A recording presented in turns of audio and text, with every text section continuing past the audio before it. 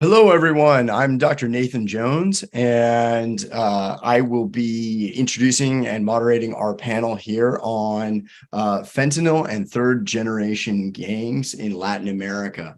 We have an all-star panel. I feel like I need Chicago Bulls hype music, as we bring out the starting lineup here.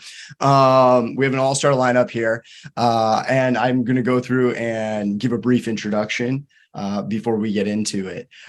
So beginning, we have our top ranking academic here. We've got full professor, Dr. Guadalupe Correa Cabrera of George Mason University. She has an amazing book, Cetas Inc., applying corporate models to Mexican organized crime groups. I think it's a groundbreaking book in terms of applying corporate models, and it's available on Amazon right now. And in true organized crime fashion, I have demanded 10% of all proceeds. No, just kidding.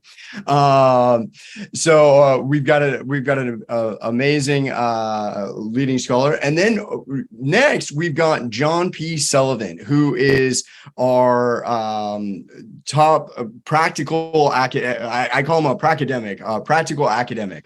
He has an extensive law enforcement career, so he's actually applied and done real investigations related to organized crime, and he is incredibly well published as a scholar with his PhD from Spain's Open University of Catalonia, where he studied under Manuel Castells. So I mean, we have an amazing scholar practitioner here.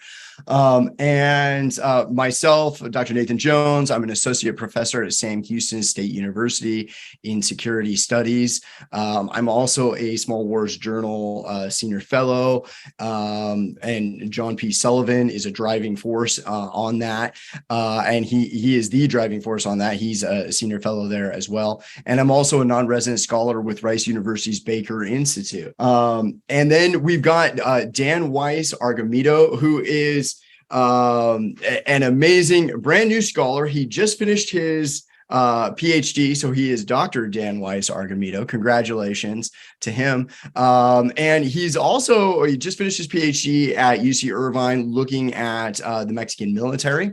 And also issues related to gender-related violence and things along those lines. He's from UC Irvine, brand new PhD, and he is currently on the job market right now. So if any scholars out there who are watching right now, if your department is going through a hire, we vouch for him like it's the mafia. He's a great guy. He's a wonderful person. And just tell us where we need to send the bribes. Just kidding. We're just trying to work in as many organized crime jokes here as we can here in this intro to keep it entertaining. But seriously, Dan is amazing. He's an amazing young scholar.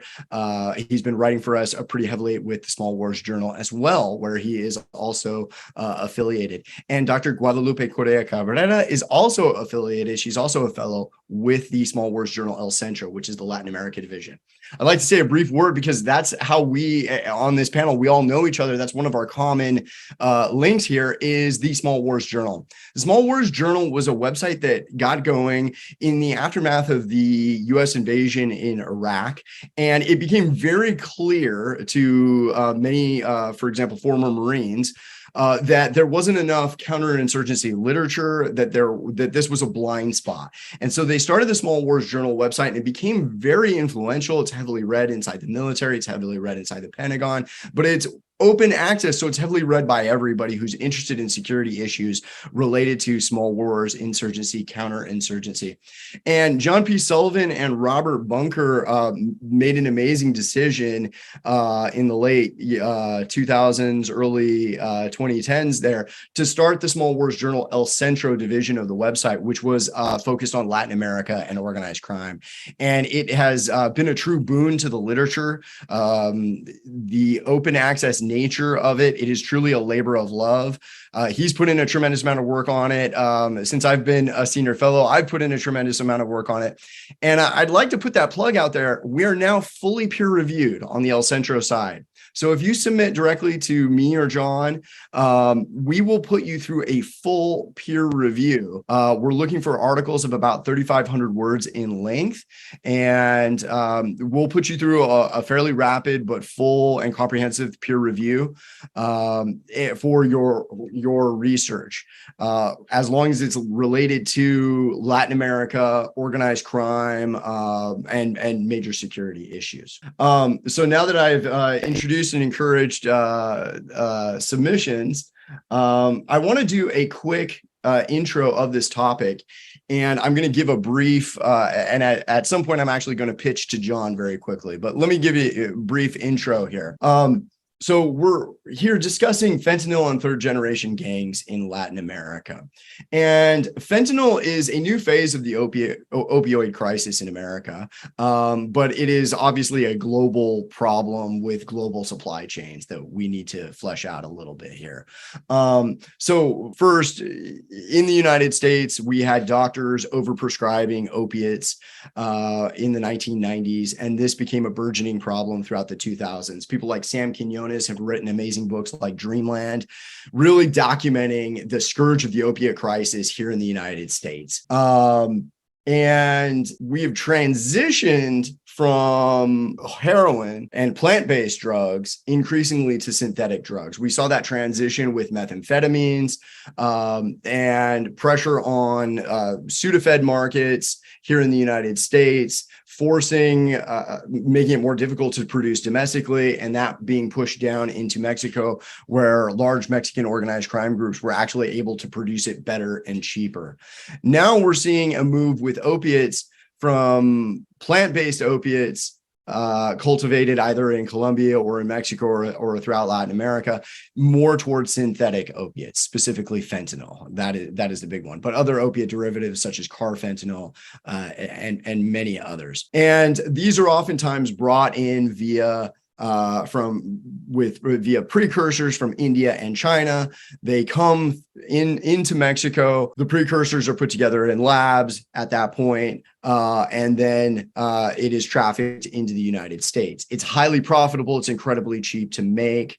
That is not the only vector, and shortly I'm going to pivot to John, and he's going to describe the other vectors of how this enters the United States. But this has become a bigger issue now, in part because we are now up to 110,000 overdose deaths in the United States. And 70 to 80,000 of those are now attributed specifically to fentanyl. And I was doing some recent research on cocaine, and you look at the cocaine overdose numbers, and they're fairly low and they're very steady.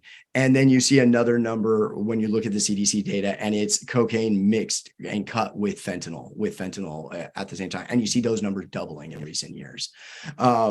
So we've seen this become a much bigger issue because of the sheer public health crisis that it has led to. That has also led to political responses. And some of these political responses can be described as reactionary. There are Republican congressmen now calling for the use of the military in Mexico to target fentanyl labs. And they're describing various different things. They're talking about going and doing strategic strikes, surgical strikes on labs, but it seems unrealistic given how decentralized many of these labs are in Mexico. It's also a major sovereignty issue for Mexico, and anyone who understands a modicum of U.S.-Mexico history understands that this idea of using U.S. military forces in Mexico is not going to go well on the Mexican side of the border in terms of Mexican politics, the memory of the Pershing raid, the memory of the Mexican-American War, and all of the various sovereignty issues that Mexico has dealt with vis-a-vis the United States. That has led to a very strong backlash against that. And so the question becomes, if there were to be this broader debate about the use of U.S. military in Mexico related to this fentanyl issue, what would we lose in terms of cooperation and bilateral cooperation? And I think that that's going to be a theme that we're going to discuss throughout.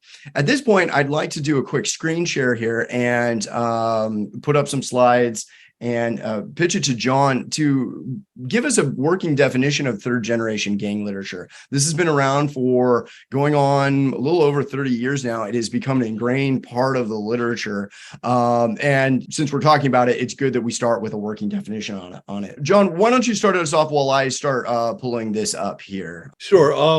Bottom line up front, I want to point out that third generation gangs are mostly involved in street level micro trafficking or narcomenudeo, and they're not currently the major players in the fentanyl trade, but they may well have a future in that realm. To kind of point things off, I view this entire phenomena through several lenses. One is viewing it as criminal armed groups, so not just organized crime, but I'm interested in criminal armed groups that challenge the sovereignty of the state. I'm interested in hybrid conflict where nation states use organized crime as a strategic lever for influencing other nations. And I look at it as a traditional organized crime network. So we're looking at strategic crime, transnational organized crime, and gangs, transnational gangs. Resource extraction is part of the piece. Criminal insurgencies are not a criminal enterprise taking over the legitimate portion of the state. They're drivers of state transition, as Charles Tilly would talk about it. So that's often misunderstood. There's a range of criminal networks that participate in this realm. Pirates, militias, cartels, mafias, and gangs. And there are some places which you could call feral or narco cities or criminal enclaves, and there's some discussion about a black force. In the military, you talk about the red force, your adversary, the blue force, yourself, and the black force, kind of criminal enterprises. So we're seeing a mix of crime and war. Now, through the third generation model, back in 1997, I put together a future-looking model based upon the work of Malcolm Klein at the University of Southern California. He was a eminent gang scholar of the time, and he did define there were two generations of gangs: turf gangs that were engaged in turf protection, drawing back to the classic work in Chicago, and then market gangs, which were driven by the Crips and Bloods and their global expansion in the United States. And then I postulated that there was perhaps a third generation that would be a mercenary gang whose goals could be power or financial acquisition. And I first saw that potential in Chicago with the El Rukins, who were a variation of the Blackstone Rangers, were arrested by the FBI for attempting to purchase Laws rockets for Muammar Gaddafi. So initially that was a projection. The three metrics I came up with were politicization, from limited, very neighborhood-based, through global. So, or I could mix them up. Limited politicization, very small local politics through evolved global. Internationalization, from local, one housing project, one neighborhood, through the nation, through an entire nation, or parts of a nation, through a global network. And then sophistication, being less sophisticated to more sophisticated. Essentially, what we're talking about is illicit networks. And as the research evolves, we start to see prison street gang nexuses, like where the gang operates from prison, but projects its power into the street. And I've largely looked at this phenomena in Mexico and Brazil, but increasingly in places like South Africa, Ecuador, Central America. So that's the basic model. Started out as a projection. Over time, it started to mature. So what we're talking about are illicit flows. We're talking about adaptive illicit networks, gangs, cartels, mafias, and they're both the flows of, we used to call these organizations drug trafficking organizations. They're really currently poly-crime organizations that are engaged in lots of different criminal enterprises, ranging from extortion through the drug trade, through the arms trade, through human trafficking, sex trafficking, and a range of financial crimes. So we talk about financial flows, operational ties, and some specialized nodes. And I would note that there are some specialized purveyors of services to the other criminal enterprises, and they work very active in the money laundering sector and in parts of the arms trade. For example, there's a specialty cartel in Spain that develops narco subs, or low-profile semi-submersible vehicles for transporting narcotics from North Africa into Europe. And they work for a lot of different activities. Now, the circuits that I'm looking at here really talk about function and location. And I would call your attention to Manuel Castell's work on the space of places and flows. Here we're looking at the flows. So when we talk about fentanyl, we talk about fentanyl coming from China with a smaller niche coming from the Hong Kong Special Autonomous Region. And it flows in the US discourse. We emphasize, I think, perhaps more than we need to, the flow of finished product and precursors to Mexico. Now, some of those products stay in Mexico. There's some street level sales there. And then the finished product flows into the United States. And the United States has identified the major problem there being China to Mexico to the United States. Obviously, precursors flow both ways. The second route, the one that we don't talk about a lot in the United States, but my friends in Mexico City remind me regularly, is the flow of finished product and precursors directly to the United States, and then the street sales in the United States. And that's a big piece. We don't emphasize that in our political dialogue, but the bulk of that comes into California. Obviously, we're on the Pacific Rim. Just an interesting aside from the Mexico piece, 75% of the fentanyl trade from Mexico comes through Baja California, from Tijuana, Tecate, up into San Diego. But it doesn't stay in California. It moves throughout the rest of the United States. And there are other organized crime groups, gangs, motorcycle gangs, Crips and Bloods and Serenos and others that move it throughout the United States. The third route is finished product and precursors from China to Canada, primarily to Vancouver. Some stays in Canada, and then another component of finished product moves back into the United States. The last piece, the Chinese, as they get deeper involved in these organizations, and these are Chinese networks of various types. Many of them are specialty organizations that just move precursors. Others are tied to the centuries-old triads and tongs. The Hong Kong police often talk about triad activity into Canada and Vancouver, and there's a well-established route there. But they had a back channel route where they started moving product in and precursors into India. And the emerging flow is, as we crack down on Chinese and trade, that we start to see finished product moving from India into Mexico. So that's the basic circuit arrangement. Before I pass it back to you, I have a bunch of discussion about current events, but I think I should do that last after we get Guadalupe and Dan on to give them some time. I would just say that China's a wild card. Keep that in mind. There's a lot to look. And I put it back to you, and I'll come back later. Okay. So at this point, I would like to pitch it to Dr. Cabrera, Guadalupe, and we'd like to hear from you for 5 minutes on your thoughts on fentanyl and third generation gangs. Absolutely. And I am very glad that you organized this. Thank you for the organization of this event, the global initiative, and this excellent panel that you all put together. So thank you, Nate, for this. Thank you, John, for setting up the framework to understand this complex phenomenon. You and Nate maybe know much better what I'm going to be writing about and what research is about. And I'm talking about a new generation of forms of organized crime, I would say, that will probably go beyond the third generation, what you call gangs, the third generation gangs. The first generation, the turf-oriented, as you mentioned, as you well explained, the second generation, driven by drugs and mercenary-oriented, and the third generation, small, led by political orientations and increased sophistication and transnationalization.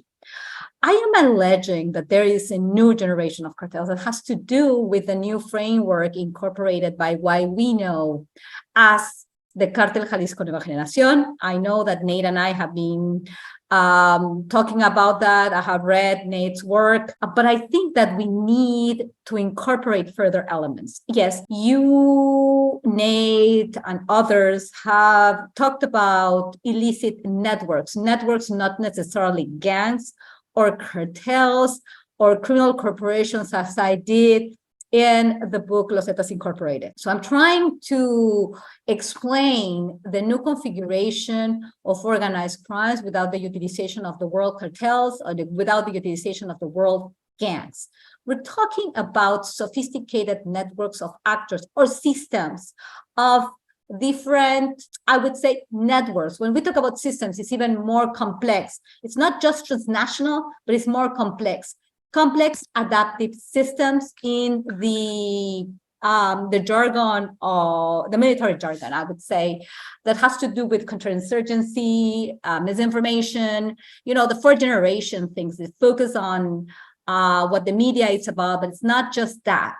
It's just the configuration of these systems that are of complex adaptive mechanisms, adapt to the new circumstances. And when we talk about the Cartel Jalisco Nueva Generación, we're really not talking about an organization that it's just like horizontal, like Los Zetas, that we kind of like, I tried to explain to some extent, but we were, we saw some leadership, we saw some, organization horizontally, but now we're not necessarily talking about a corporation or an homogeneous model of business.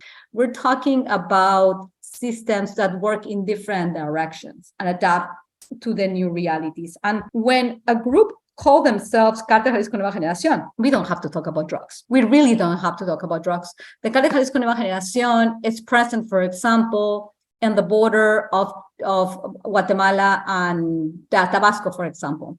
And these groups are part of kidnapping rings that are saying, I'm Cartel Jalisco Nueva Generación. So with that fear, you generate misinformation, special operations, and all this, the military jargon can be explained. That's what I'm talking about, the new generation cartels that has to do with the militarization strategy, and that generates phenomena that can just be explained by military strategy and military operations, which is important, and which is important to erase that vision of the narcos and the vision of the fentanyl driven by the narcos. And that's why the proposal by the main leadership in the Republican Party, not just Donald Trump, I'm talking about the candidates for the presidency, all of them that are just like in agreement with regards to what they need to say about the fentanyl crisis and how to solve it, declaring a war on cartels, or declaring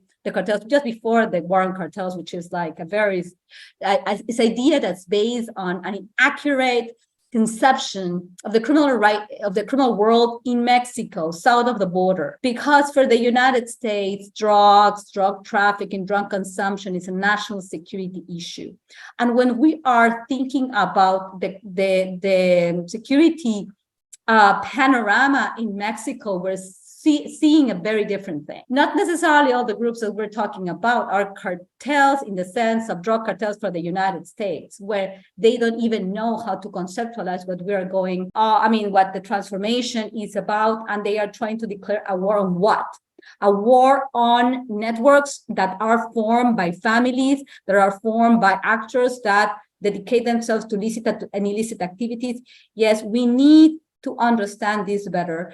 And we have books that have talked about the market of fentanyl and as a way, as systems. And so that we have to understand that if you declare a war on cartels, you're going to be declaring a war on civilians. You will declare a war on Mexico and Mexican people. And this is very concerning and very complicated. 2024 is going to be about that. It's going to be centering on the border again, and the connection of border issues to matters of undocumented migration, the fentanyl crisis, and now with regards to terrorism. We're starting to hear about how the so-called cartels are connected with Hamas, are connected to everything that the United States considers an enemy. So we have to be very rigorous, very concrete. First of all, we're not talking about cartels because the drug trafficking organizations are not cartels. They do not form oligopolies that act like monopolies because they fight for the control of a territory. So we really have to be very rigorous. We really have to reframe our conversation, our concepts.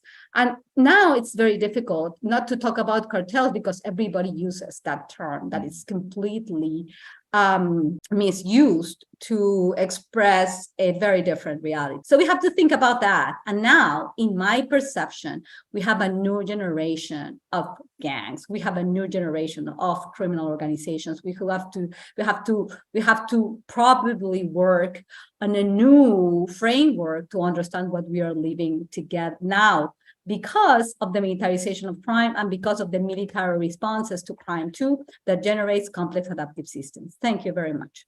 That was fantastic. You raised a lot of excellent issues there. And I am excited to see, actually, I'm going to pivot now to Dan. I'm excited to see what Dan has to say about third generation gangs and the fentanyl crisis. For sure. So I'm going to take it in a little different route. I want to kind of showcase some of these complex networks and also talk about fentanyl in ways that we haven't really discussed. Now, of course, I don't want to take anything away from the opioid crisis or the toll it's taken on human beings. I want to reference the environmental costs only to show what the repercussions of these synthetic drugs are doing in Mexico. So as many of you know, the production of these synthetic drugs, so be it fentanyl, methamphetamines, MDMA, or amphetamines, they require electricity and water sources. And production is incredibly costly to the environment. For every kilo produced of drugs, 5 kilos of chemical waste is produced. And these chemicals include things like solvents, acid, chemical binders. And just for example, in the municipality of Tamazula, in the state of Jalisco, General Javier Jiménez Mendoza and Román Galán Treviño, who's a representative of the Semarnat, that's the Secretary of the Environment and Natural Resources in Mexico, found several drug labs that had contaminated not only the earth, but rivers, streams, and even water tables. And they noted that they detected specifically sodium hydroxide, ammonium hydroxide, chloric acid, sulfuric acid, and ammonium sulfate. Now, I'm not a chemist, so I had to look up what the actual effects of these are on the ground. And what it does is that essentially the second that it touches waterways, it causes the death of fish and other species. And then when it hits the ground, these chemicals also accelerate the erosion of the land by destroying essential nutrients that impede the proper filtration and storage of water. So the production of these synthetic drugs has essentially exploded across Mexico. And it's now also polluting one of the most vital biospheres in the world, which is the Sea of Cortés or the Mar de Cortés. This area is responsible for 11% of Mexico's GDP. And researchers now report that at least 1,600 tons of chemical pollutants are dumped because of the production of these synthetic drugs in this area. In Sinaloa, the pollution related to this production of synthetic drugs has led to the displacement of animals like the jaguar. And in the San Lorenzo Valley, several rivers and lagoons have completely dried up. And this is because of the pH levels caused by chemical pollution. Some environmental activists even reported that colors of rivers in locations close to these illicit drug labs have changed, and that there has been a dramatic increase in dead fishes in these rivers. So these organizations have involved themselves in illicit fishing in the Mar de Cortés since 2013. And that's because they wanted to supply the Asian market with several endangered species, including the totoaba fish and cannonball jellyfish. And I know you must be thinking, why is this man speaking about fish right now? I promise it'll make sense in a second. So the Mar de Cortés, apart from the GDP, is also incredibly important for fishing. You have to realize that it's responsible for at least half, if not more, of the commercial fishing for all of Mexico. And it's also a vital ecosystem that's home to thousands of species of fish, of which 10% is only found in this sea. Now, several organizations have involved themselves in the illegal traffic of several species, but the totoaba fish in particular is very valuable. You see, a kilo of this fish can reach anywhere between $20,000 to $100,000 in the Chinese black market. And what we've found is that organizations that are now imposing themselves onto the fishermen in this area are exchanging this fish for chemicals used in the production of synthetic drugs, such as fentanyl and methamphetamines. Now, I can go on and on about the repercussions. Obviously, one of the worst that's most popular that's being sort of heard around the world is of the vaquita marina. If you don't know what the vaquita marina is, it's the world's smallest porpoise. And because fishermen use special gill nets to capture this totoaba fish, and the vaquita marina is a similar size, they get caught up and die. Because of these illegal extractions, the population of this vaquita marina has decreased from 600 in 1997 to 30 in 2016. And the problem goes beyond just illegal species. The criminal organizations also go directly to fish producers, force them to forge documents so that they say that, for example, shrimp are being caught and extracted in the legal season when they're not. And we also see that there's an overfishing in the entire peninsula because of these organizations. When talking about illegal logging, it is now calculated that 30% of the logging industry in Mexico is being taken over by organized crime. Just in 2020, illegal logging in Mexico managed to be responsible for the loss of around 127,000 hectares of forest. Just so we understand the magnitude of that, that's greater than the total deforestation recorded between 2010 and 2015. So clearly these extractive forces are becoming very detrimental in Mexico. These organizations are becoming more sophisticated and becoming a problem in different sectors. And it requires a lot of precise research to be able to understand these links and understand also the consequences of the production of fentanyl. Thank you very much. Fantastic. Thank you, Dan. Again, you brought up many of the issues that Guadalupe, many of the themes that Guadalupe also touched upon, primarily that this issue of fentanyl and third generation gangs touches upon many other sectors of the economy, and that there's a widespread diversification of these activities. And it touches upon other issue areas. Guadalupe mentioned terrorism, migration, and how these issues were being brought in, rightly or wrongly, onto this. You've brought up environmental and the destruction related to fentanyl production and the synthesis of these chemicals, and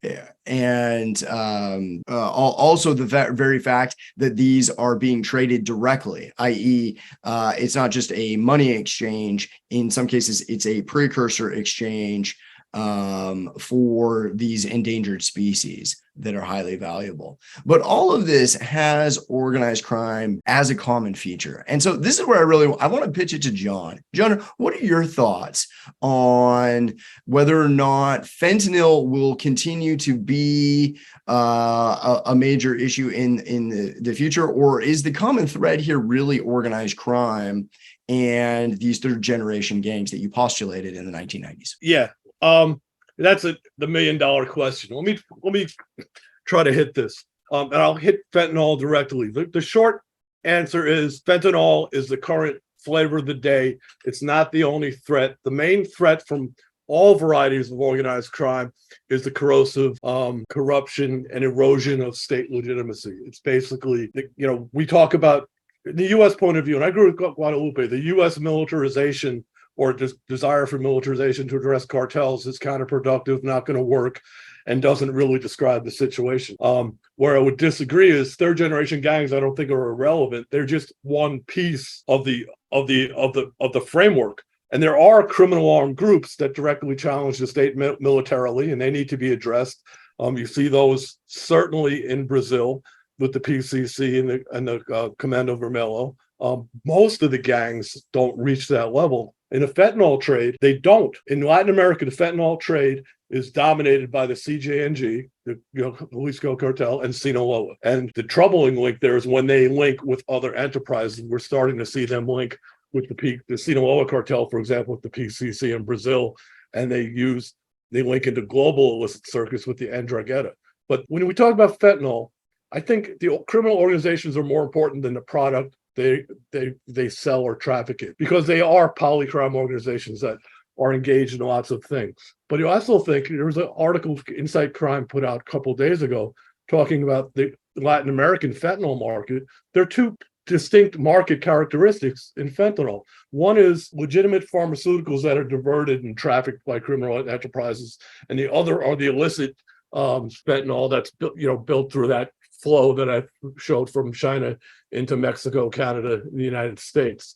The trade in finished product is bigger than the precursor-driven trade. Most of the third-generation gangs, which are transnational gangs, are not major drug trafficking organizations.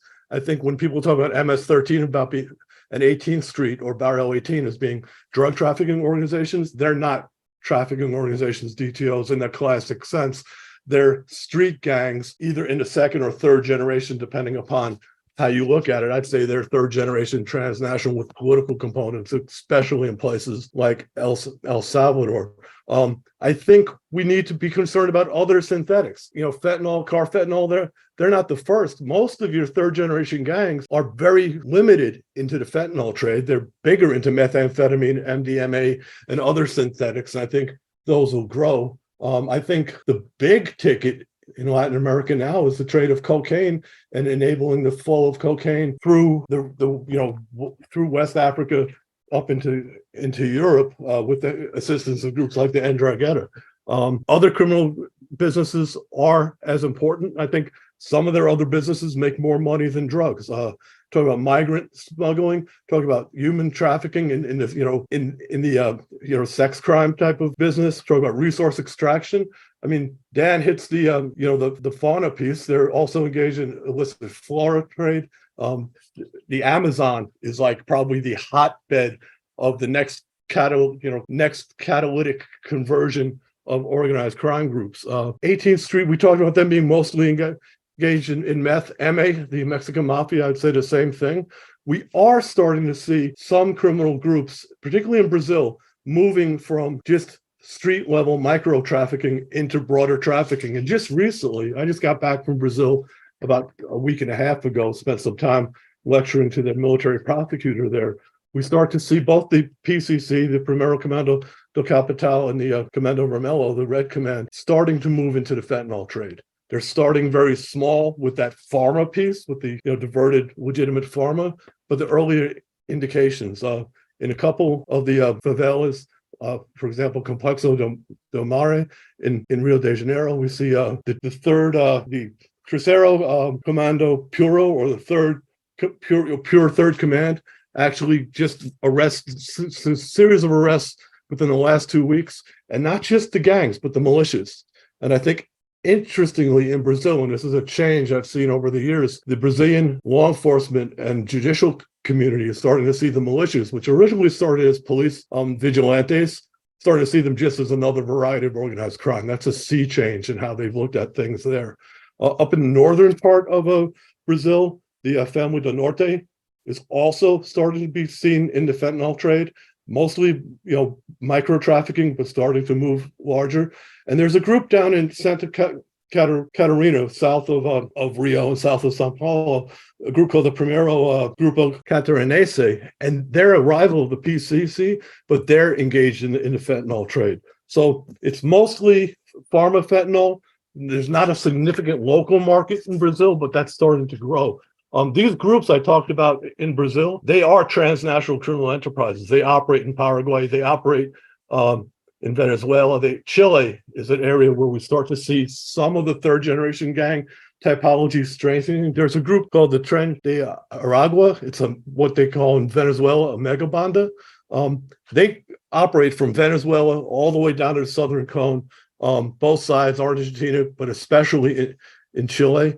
Right now, they're mostly doing street-level drug sales in Ecuador and Venezuela, but they're starting to link, and this is another one, I mentioned China being a wild card, starting to link with other Chinese gangs, mostly from Fujian, so the Fujianese gangsters, if you call them. So the Chinese organized crime has specialists that specialize in specialty entities. They have the long-standing triads, which, I mean, when we talk about Mexico and Chinese organized crime, I think of Ensenada and Chinese gangsters being there in the 19th century. And they're not all dominant in the trade now, but those links are not necessarily new.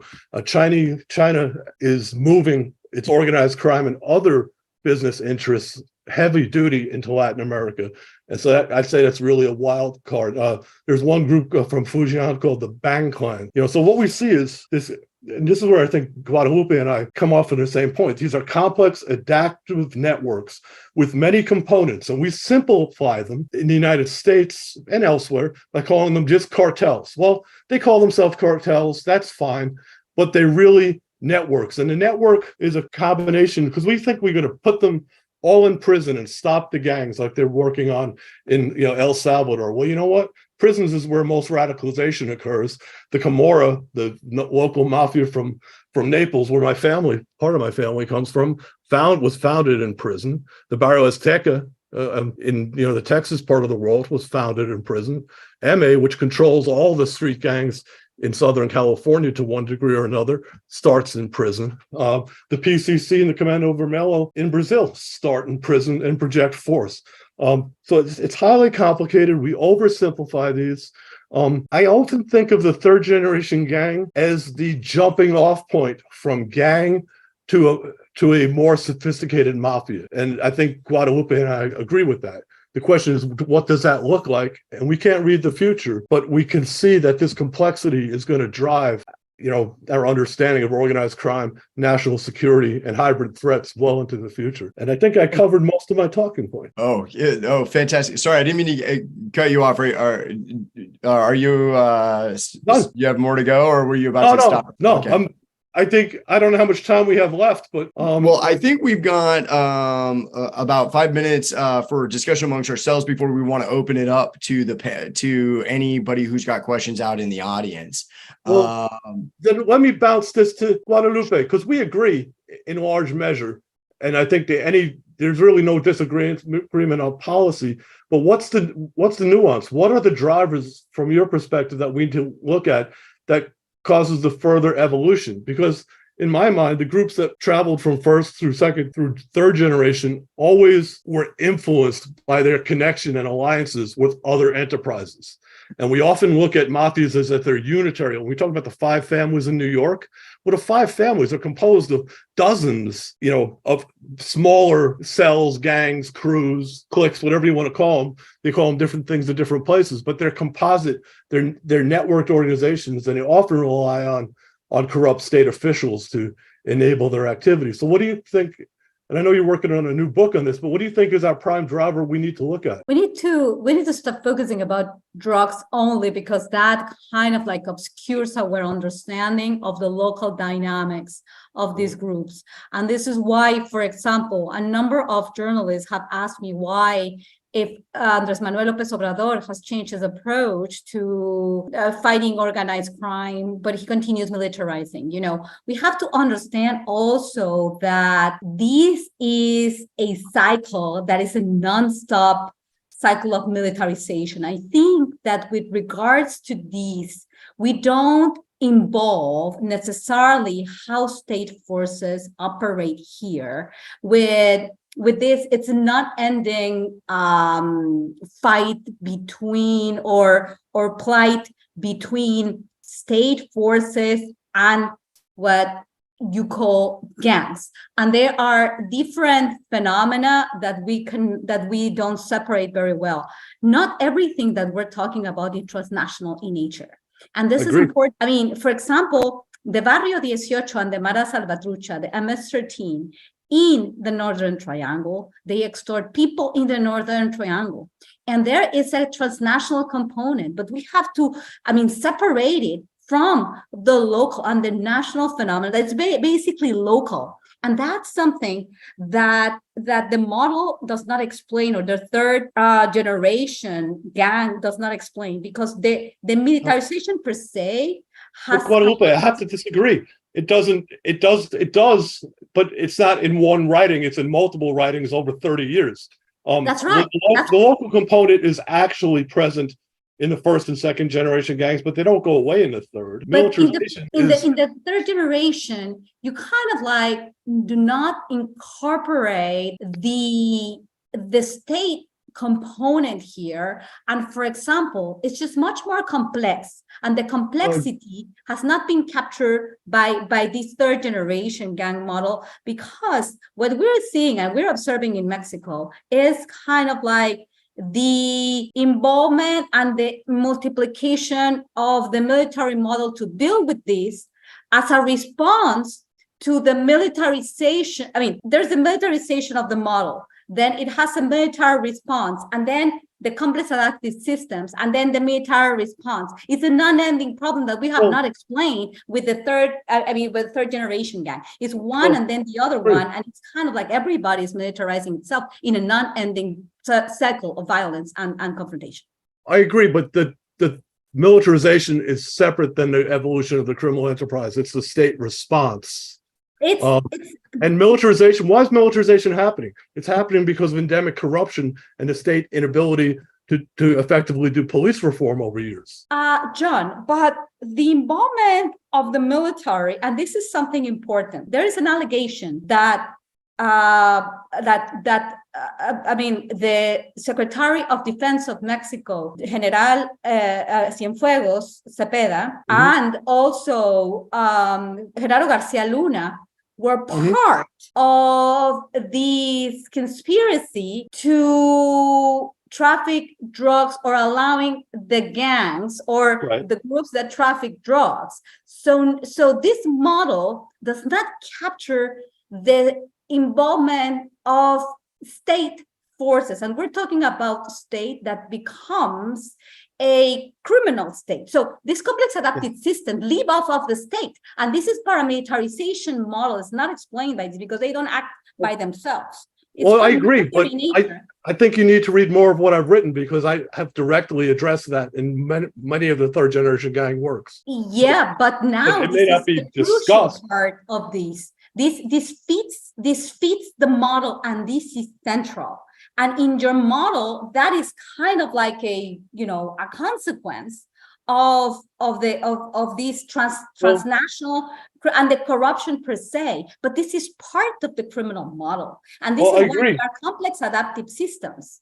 Yeah, I agree, and I would remind you to look at the work of David Ronfelt and John Arquilla in the 1990s that actually looked at those components.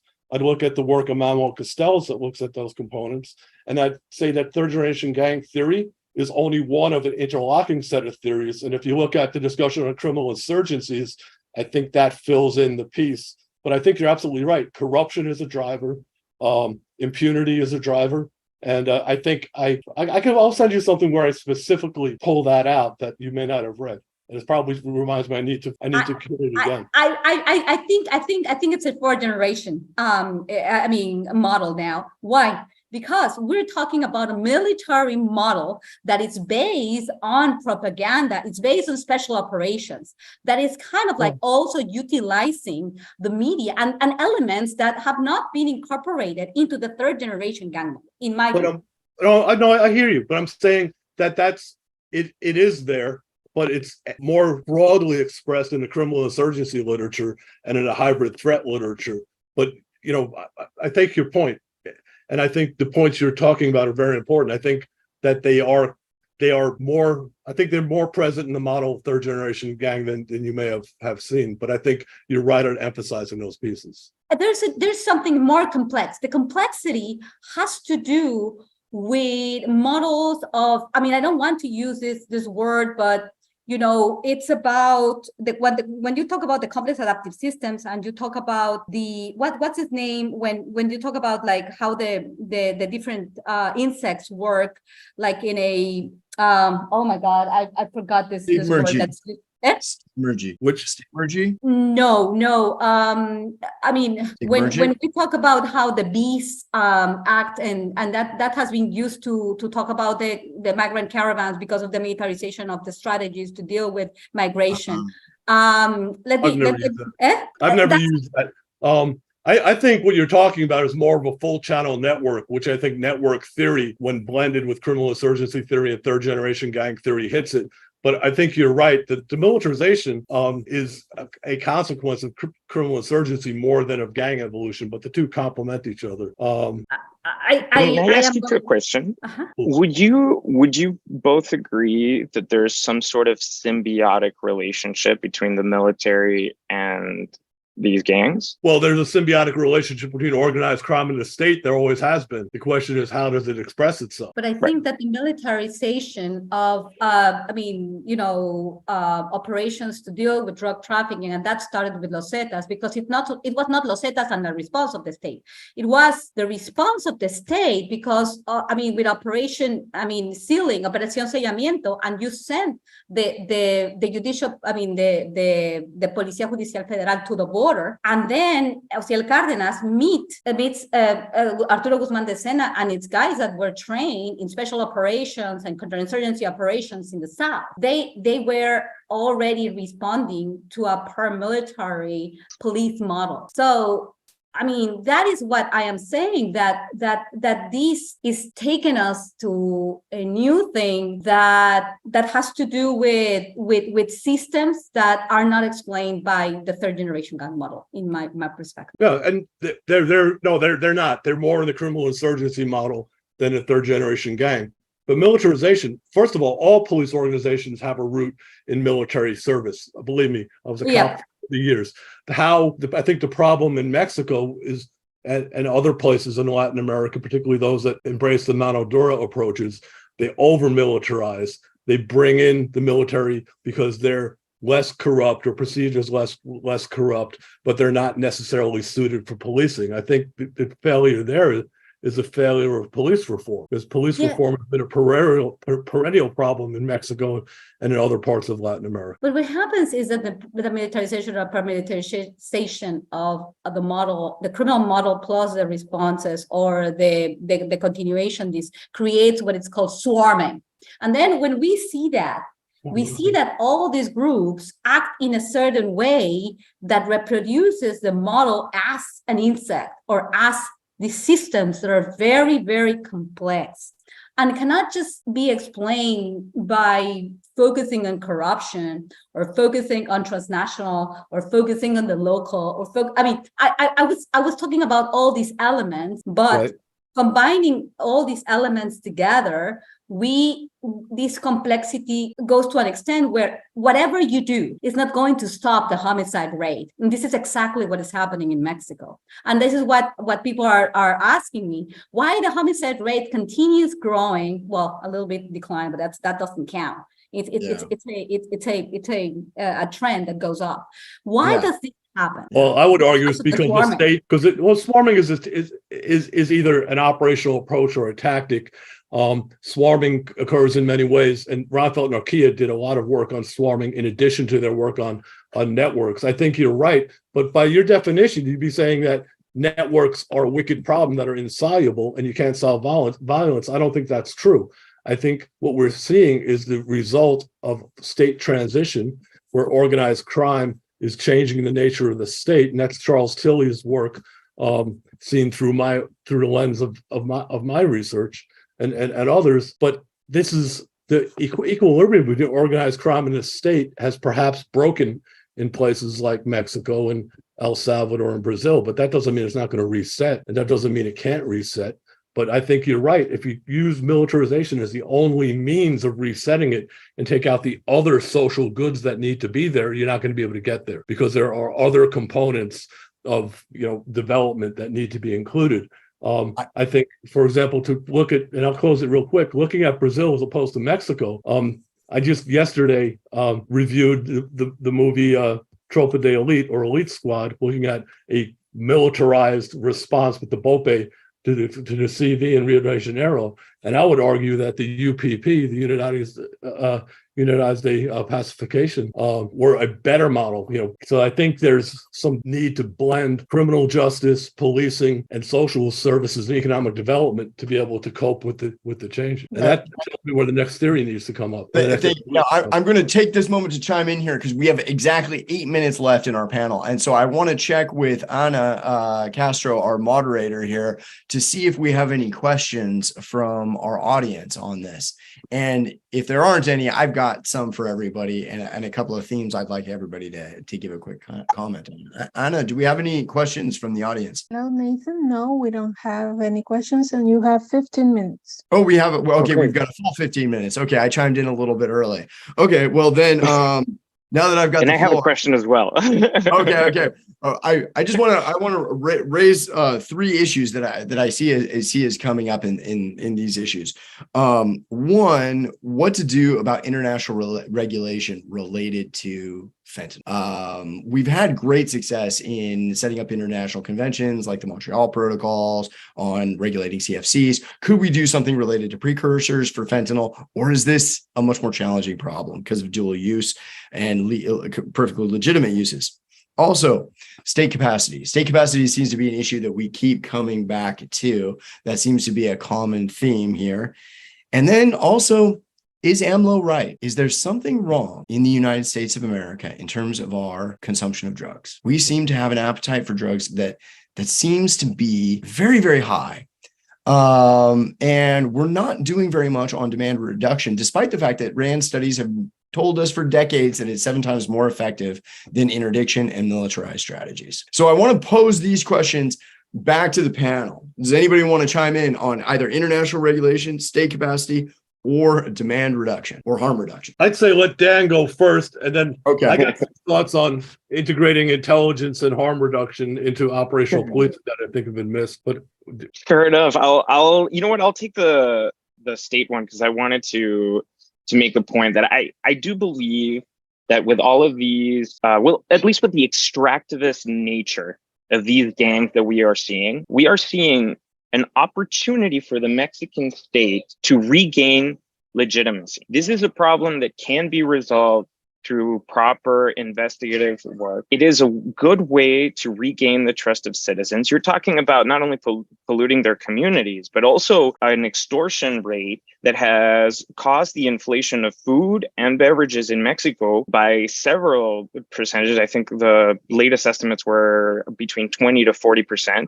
So is this the time to maybe reverse from the over militarization and start really trying to invest in more investigative work because of this extractivist nature? Well, I would certainly hope so. And one of the key issues is how to pay for better local, state, and federal law enforcement to be able to have the capacities to really invest in investigative approaches. I think that's got to be one of the key issues.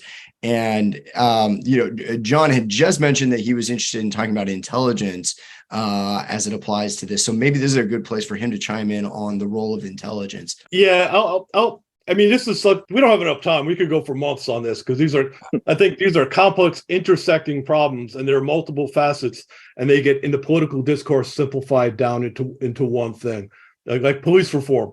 In Mexico, it's become, do we have the Guardia Nacional, and how do we do that? And there's always discussion of improving the preventive police, but nobody ever talks about the investigative or judicial police in recent memory. So, I mean, we need to look at a holistic police reform in the whole place. I think when you look at intelligence, and intelligence is widely misunderstood, and it's widely misunderstood in the policing community. It's not looked at in a full breadth as the way it's looked at in the national intelligence structures. But I think there are gaps in surveillance. I'll give you an example. One of the things that occurs in the fentanyl crisis in the U.S. is, one, the deaths have gone up immensely, and you see fentanyl mixed with other opioids and other substances. But one of them, you see, for example, they call it xylazine, they call it tronc. It's not a controlled substance, and it gets in there. It's not made for human consumption. It has really deleterious effects on the human body. We just this year started noticing that there was tronc in the fentanyl drug supply, the local drug supply. Yet when you look back, you realize that with deeper surveillance, if we link the surveillance between the criminal enforcement and public health epidemiological surveillance, we might have noticed this trend in drugs sooner. So that's an example. We need to have like holistic intelligence fusion to understand, because intelligence isn't just using secret information, it's processing a whole range of information to understand situation to support a range of decision makers. And I think that's often missed. We have our first audience question. I think it's a very interesting one. Are countries such as China and India, who supply much of the precursor material for fentanyl, doing so purely for profit, or are there other reasons? Is it done with the full knowledge of their respective governments? Guadalupe, would you like to tackle that one? Can you repeat again? Yeah. So are countries such as China and India, who supply much of the precursor material for fentanyl, doing so purely for profit, or are there other reasons for it? Is it done with the full knowledge of their respective governments? Well, this is a difficult question to answer because we don't have the evidence to argue that they are doing for geopolitical reasons. There has been a lot of talks about China trying to do the same thing that was, the opioid wars. And I am not sure. I mean, in my perspective, everything has to do with demand and supply, and everything has to do with business. I mean, if we follow the money, if we understand the economic logics of all these, we're going to know. And geopolitics are explained in the same terms. When you talk about power and control of territories, we have to think about where important resources are based, or where are the important markets, on how who's going to win from involving in wars, and what's the industry that's going to win, and things like that. So alleging things that go beyond the pure business-like model, or the markets, is going too far, because we don't have evidence to prove that, or something like more ideological, something like more mystic. I don't see that happening. Yeah. I 100% agree with you. What I would say is, is the Chinese government going to be eager to jump onto an international framework to deal with fentanyl if the United States is engaging in sanctions against their microchip industry or various other issues? That there are other issues at play that will limit whether or not they want to cooperate on international frameworks. But again, that's separate and distinct from, there's some intentionality behind versus the more likely explanation, which I think is what you're saying is the more likely explanation, is this is just run-of-the-mill corruption that's getting by. Yeah.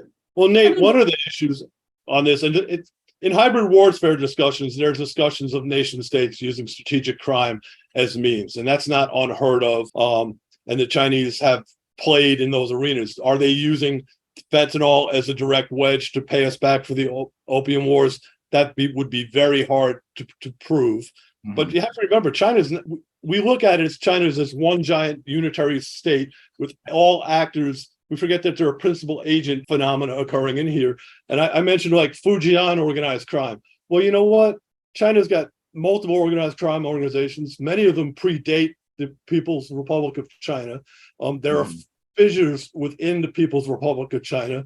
For years, the PLA was run like a bunch of warlords, conducting a whole bunch of private business for their own, own benefit. Xi has purged lots of people for corruption, allegedly. Some of it's probably, you could argue is related to political power, but demonstrating that's hard. But getting an international agreement on fentanyl, yeah, we could perhaps do that. But we have international agreements on other, drug crimes. We haven't canceled out the drug trade in the last 100 years. So, I think those are tools. You look at them of ways to do it. But what makes this hard is it's not a single thing. When you talk about, you just look at the work that you and I have done on the CJNJ and the Sinaloa networks. They're not unitary enterprises. They're all complex amalgamations of multiple different types of actors that come together.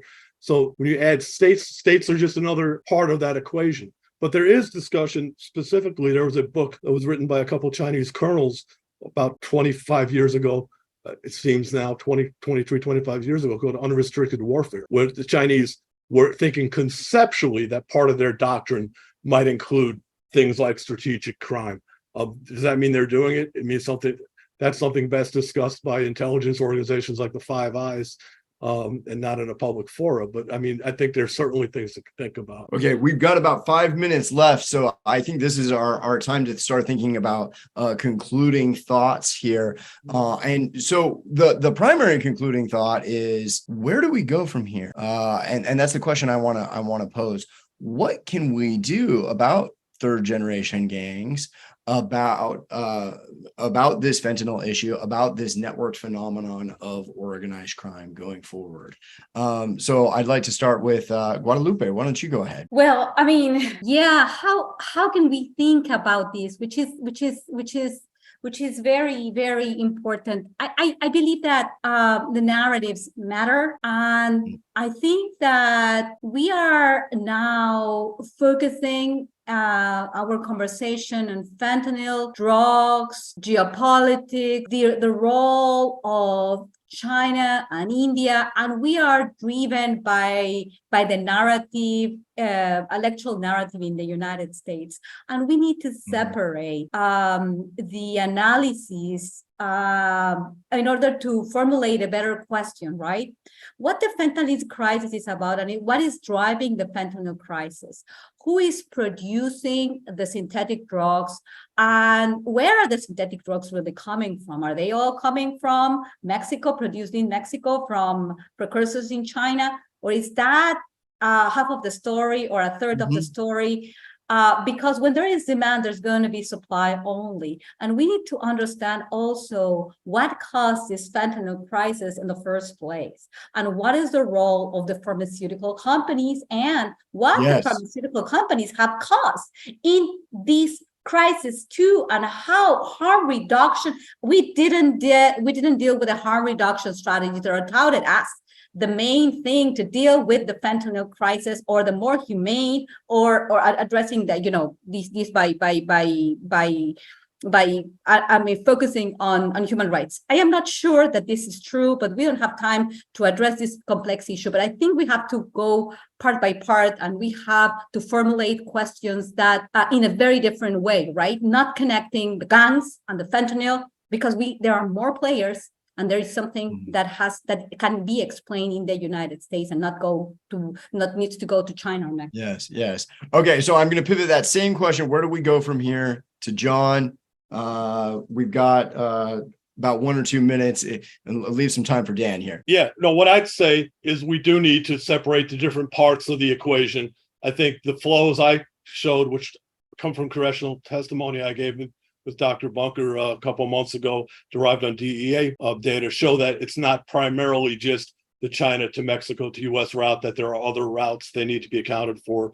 Our local demand is certainly part of it. That's why I think we need to add harm reduction to the efforts.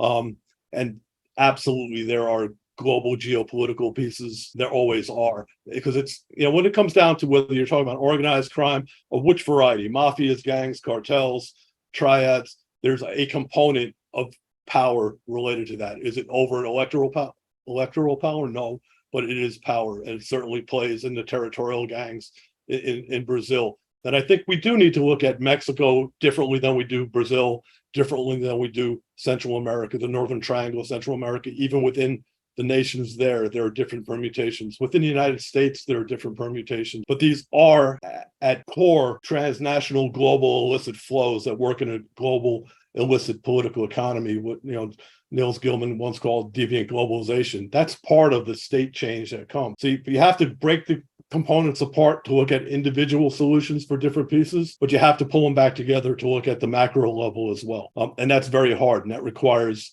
national level effort with input from not only intelligence professionals, but police professionals, development specialists, and on and on. So very complicated problems.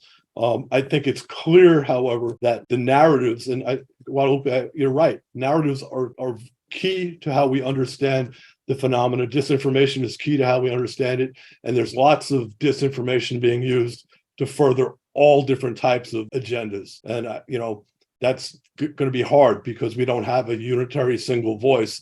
That's why discussions like this are vitally important. Yeah. And I think this is a great way to pivot to Dan here, because Dan has done some amazing work on information warfare conducted by the CJNG. So where do we go from here, Dan? I think it's really going to come down to this fight over citizens. I think the more that we see these linkages disseminate, the more that we understand that these are civilians that are being involved, whether it's in illicit fishing or is illicit logging or just having to pay for having a business that makes money in Mexico.